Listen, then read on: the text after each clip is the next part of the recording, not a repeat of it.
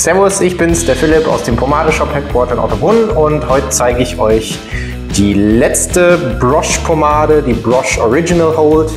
Eine ganz klassische wasserbasierte Pomade im mittelfesten Bereich, also mittelfester Halt, mittelfester Glanz, ganz entspanntes Thema. Trotzdem eine sehr relativ zähe Pomade für wasserbasiert. Ansonsten tatsächlich so weit, wenn man es mit anderen Pomaden, mit wasserbasierten Pomaden vergleicht, jetzt nichts Besonderes.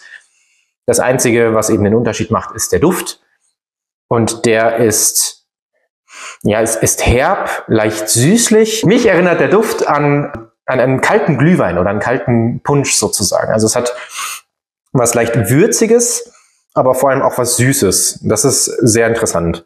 Also ich finde, ich mag den Duft. Mir ist er vielleicht jetzt im Warmen vielleicht doch, oder zu einer warmen Jahreszeit vielleicht ein bisschen zu süß, aber für den Winter finde ich, würde ich den sehr gut finden. Meine Haare sind, ja, trocken, frisch gewaschen, alles ist raus. Man sieht, ich hatte vorher eine Mütze auf, deswegen sind hier so Wellen drin.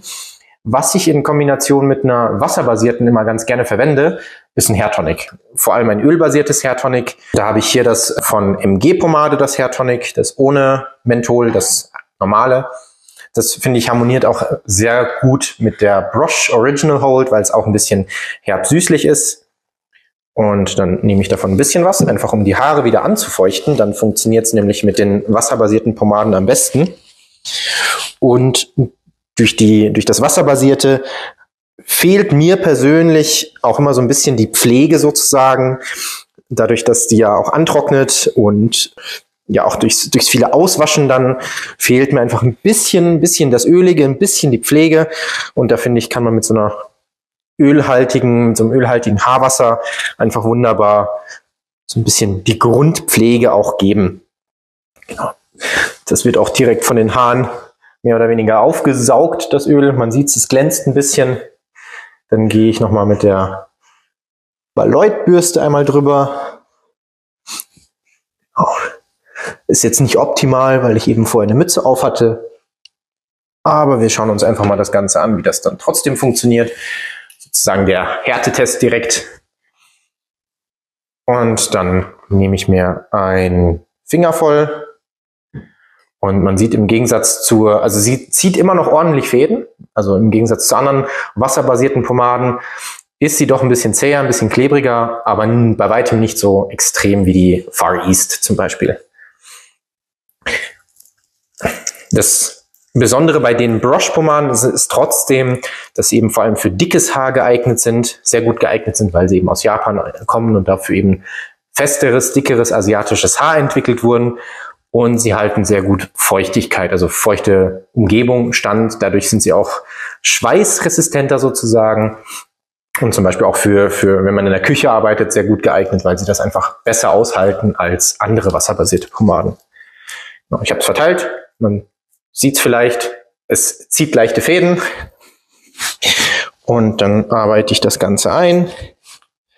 Und dann geht das einfach in so einem leicht angefeuchteten Haar. Bei mir persönlich zumindest ein bisschen besser, als wenn die Haare komplett trocken wären. Und das bisschen Glanz, was wir dann durchs Hairtonic noch kriegen, kann ja auch nicht schaden.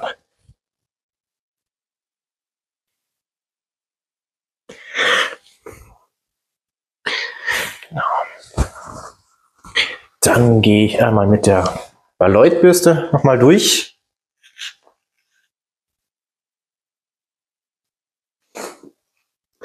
Aber man merkt schon, die zieht schon relativ schnell an. Da waren die Haare nicht feucht genug. Dann der etwas gröbere Kamm, den ich ganz gerne verwende.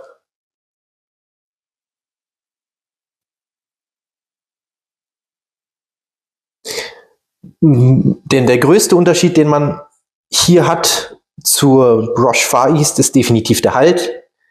Weil ich hier die Tolle, wie ich es bei der Brosh Far East hingekriegt habe, bei der festeren, den hat man hier nicht. Also man sieht schon, ich würde es gern hochstellen, aber es funktioniert nicht. Dafür sind meine Haare einfach zu fein, zu gerade und haben zu wenig Eigenvolumen sozusagen.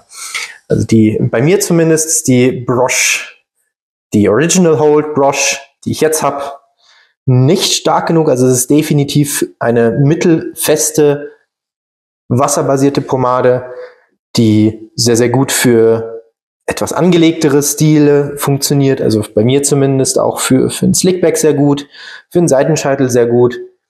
Und da eben hat sie eben nicht ganz so viel Halt.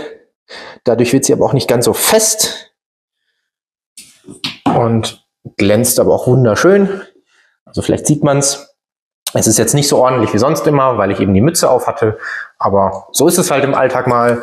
Das sind hier auch mal etwas andere Bedingungen, die man zeigen kann, wie das Ganze dann funktioniert. Und das ist eben die Brosh Original Hold.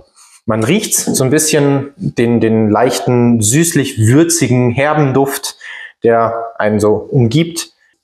Das Ganze wird jetzt über die nächsten paar Minuten noch fester. Und wenn ihr nachstylen wollt, funktioniert das schon mit einem Kamm. Aber wie bei allen wasserbasierten Pomaden verliert es halt auch an Halt. Also wenn ihr nachstylen wollt bei wasserbasierten Pomaden, ist es am besten, wenn ihr ein bisschen Wasser in die Hände gebt oder auf den Kamm und dann nochmal nachstylt, weil dann die Pomade sozusagen wieder aktiviert wird, die wasserbasierte Pomade, und dann lässt sich das Ganze nachstylen.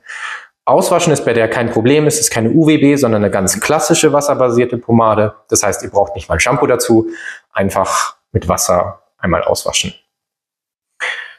Genau, das war's zur Brosh Original Hold. Wenn ihr noch Fragen zur Brosh habt oder zur Marke allgemein oder zu anderen wasserbasierten Pomaden, mit was man das vergleichen kann, was man alternativ nutzen kann, wie sich's mit anderen Produkten vielleicht verhält, dann schreibt uns gerne in die Kommentare, fragt uns gerne, schreibt uns Mails und ja, liked das Video gerne, teilt das Video und dann sehen wir uns bis zum nächsten Mal. Servus!